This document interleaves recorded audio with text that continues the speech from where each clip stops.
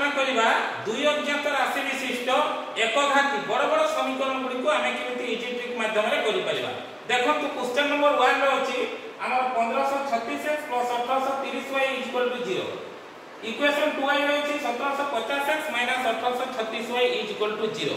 साधारणतः ए भलिया प्रश्न रो समाधान करला बेले पिला माने कोन करथांती एडी लक्ष्य करंतु इक्वेशन 2 रे अछि 1750 इक्वेशन आई रे अछि 1536 पिला माने कोन करंती इक्वेशन आई रे 1750 एवं इक्वेशन 2 आई रे 1536 ग्रहण करथांती जहा फल रे पिला को आंसर काढिया पई कष्ट हेइतै किंतु एटा को हम अति इजी ट्रिक माध्यम रे किपरि समाधान करबा लक्ष्य करंतु।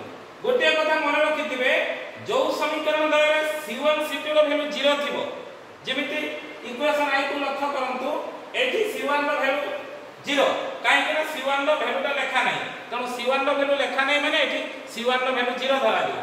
ठीक सेमिति इक्वेशन 2 आई रे मध्ये C2 रो वैल्यू 0 अर्थात जो समीकरण द्वारा C1 एवं C2 रो वैल्यू 0 हेतिबो सेही समीकरण रो समाधान होची 0 0 अर्थात समीकरण द्वारा समाधान होची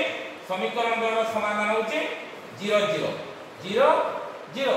ठीक सेमिति 2 नंबर प्रश्न को लक्ष्य करंतु 1235x - 1630y = 0।